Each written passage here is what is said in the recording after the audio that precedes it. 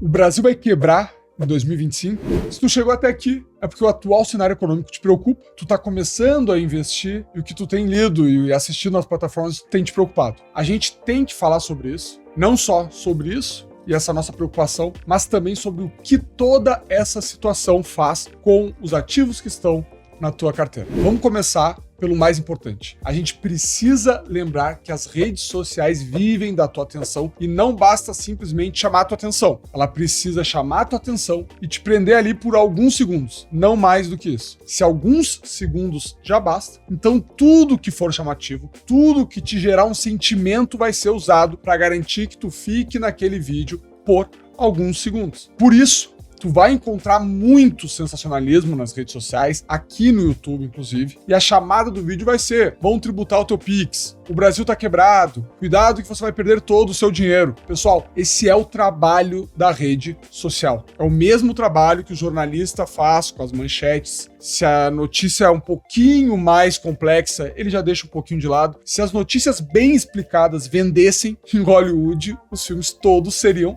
documentários, e não é o que a gente vê. Então, vamos lembrar disso. Precisamos dar um desconto para o que a gente vê na rede social. Entendido isso, vamos para o segundo ponto. A gente precisa entender o que é quebrar um país. Um país não quebra do mesmo jeito que uma empresa quebra. Quando uma empresa quebra, ela deixa de existir e tudo e todos os envolvidos precisam recomeçar do zero. Muitas vezes não conseguem recomeçar. Quando um país quebra, não é assim que acontece. Raramente um país deixa de existir por motivos econômicos. Quando um país passa por uma crise, o primeiro resultado que a gente vê na sociedade é uma concentração de renda, principalmente na mão dos rentistas. O que é um rentista? É aquele investidor que não toma risco. Esse é um conceito bem importante que vocês têm que ter claro na cabeça de vocês. O rentista é o investidor conservador, um investidor que tem a grande maioria da carteira em produtos extremamente conservadores e com grande frequência produtos esses com alta liquidez. Como os juros sobem nesses cenários de estresse, esse investidor começa a ganhar mais dinheiro e mais dinheiro e mais dinheiro e começa a se distanciar do resto da sociedade. E é por isso que a gente diz que cenários de estresse, cenários turbulentos,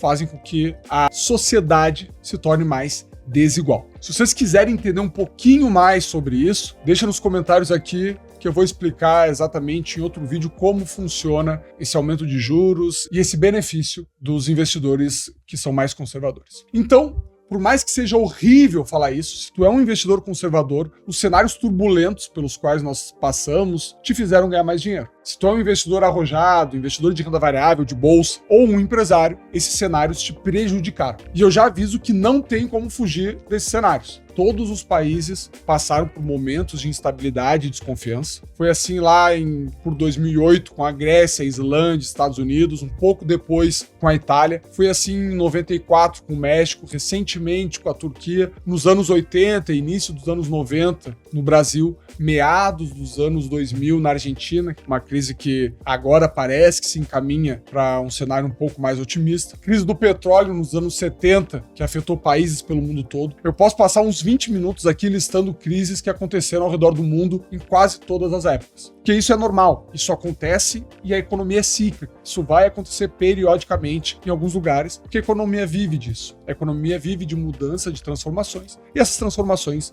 muitas vezes estão ali anexadas à crise. O que mudou agora é que a gente tem a rede social. A gente passa por essas crises com um estômago muito mais embrulhado e a gente se pergunta se é agora o fim do capitalismo. Então a gente já entendeu que a gente precisa dar um desconto para as informações das redes sociais e também a gente entendeu que crises acontecem periodicamente em qualquer país, em qualquer lugar do mundo. Agora vamos falar da crise atual. É importante a gente falar da situação atual, que hoje existe uma preocupação muito maior do que em momentos anteriores. E de certa forma, acho que a gente está esquecendo de ganhos recentes. Eu nem vou mencionar aqui o plano real, vou falar do que aconteceu de lá para cá. Autonomia do Banco Central, 2 reformas da Previdência, inclusive no primeiro governo do Lula, diversas privatizações significativas, Vale, Eletrobras e outras, nova lei de falências, Open Bank, Pix, reforma trabalhista e por aí vai.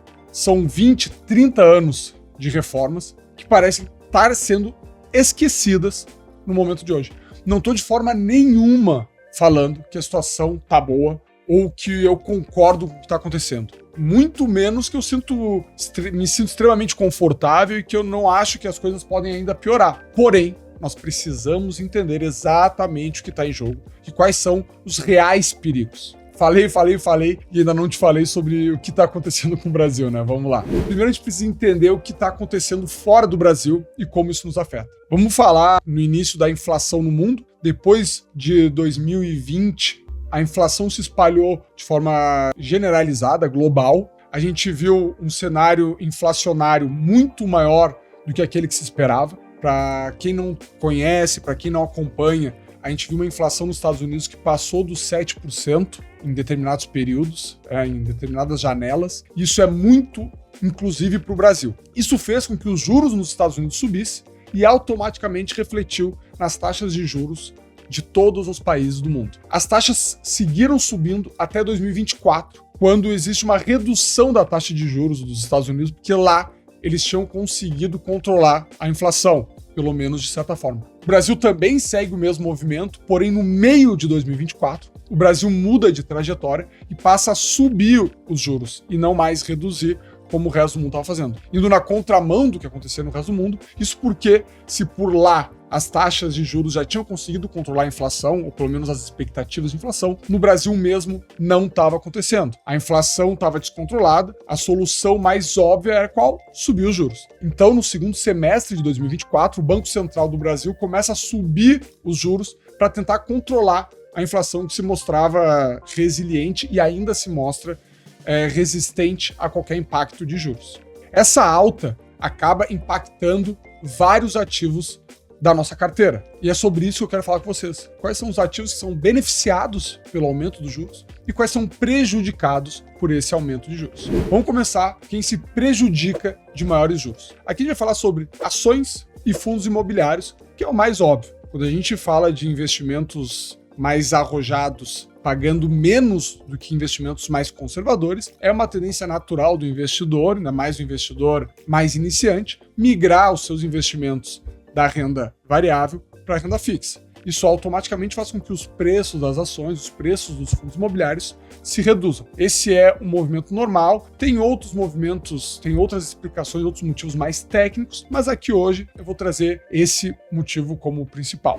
O segundo ativo que é muito prejudicado por esse aumento de juros são as rendas fixas pré-fixadas e híbridas. Híbridas são aqueles IPCAs mais alguma coisa. Isso que tu ouviu. A renda fixa também perde valor na marcação quando os juros sobem. Eu vou deixar na descrição aqui embaixo um vídeo contando exatamente como isso acontece para quem quiser entender um pouco melhor. E, obviamente, todos os fundos de investimento que possuem esses ativos na carteira. Então, nós trouxemos aqui 3 ativos que são prejudicados pela alta de juros. Ações, fundos imobiliários, que são renda variável, renda fixa, que sim, também pode ser afetada, que são as pré-fixadas e as híbridas, a IPCA+, e obviamente todo fundo de investimento que tem esses ativos dentro da sua carteira. Agora vamos falar dos ativos que são beneficiados pelo aumento da taxa de juros. Aqui a gente tem como principal fator os ativos de renda fixa pós-fixado. Aqui serão todos os títulos de crédito, sejam eles créditos privados, bancários, títulos públicos, e ativos dolarizados. Eu gosto de chamar uma atenção especial para os ativos dolarizados, porque é um efeito secundário. Muitas vezes, quando a taxa de juros sobe, é porque teve enfraquecimento da moeda local. E foi esse enfraquecimento que gerou a inflação. Então, os ativos dolarizados acabam se valorizando por causa de motivos secundários e não motivos diretos relacionados ao aumento da taxa de juros. Presta atenção que isso é muito importante. A gente precisa cuidar muito para não chegar tarde na festa. O que eu quero dizer com isso? Se os juros já subiu, se o real já se depreciou, a bolsa já caiu, pode ser bem tarde para tu agir por causa da alta dos juros. Pode ser que os próximos eventos sejam de uma normalização, de uma regressão à média. Tem que avaliar se a gente não vai estar agindo de acordo com o que já aconteceu. É tentar fazer seguro de um carro que já bateu. A gente tem que cuidar para não ser o último a entrar na fila. Lembrem que o mercado antecipa. Então vocês investem hoje de acordo com o que se espera para daqui 6 meses, 1 ano, 2 anos e assim por diante. No curto prazo, vocês vão ganhar dinheiro quando acontecimentos forem melhores do que os previstos e vão perder dinheiro quando os acontecimentos forem piores do que os previstos. Se acontecer exatamente o que se previa, a tendência é que o ganho não seja lá tão significativo no curto prazo. Eu espero que esse vídeo tenha contribuído para o entendimento da nossa situação. E eu vou pedir, se tu ainda não curtiu esse vídeo, por favor, curte, porque isso é muito importante, além de nos seguir no canal. Obrigado por ficar comigo até aqui. Vejo vocês no próximo vídeo. Até mais. Tchau, tchau.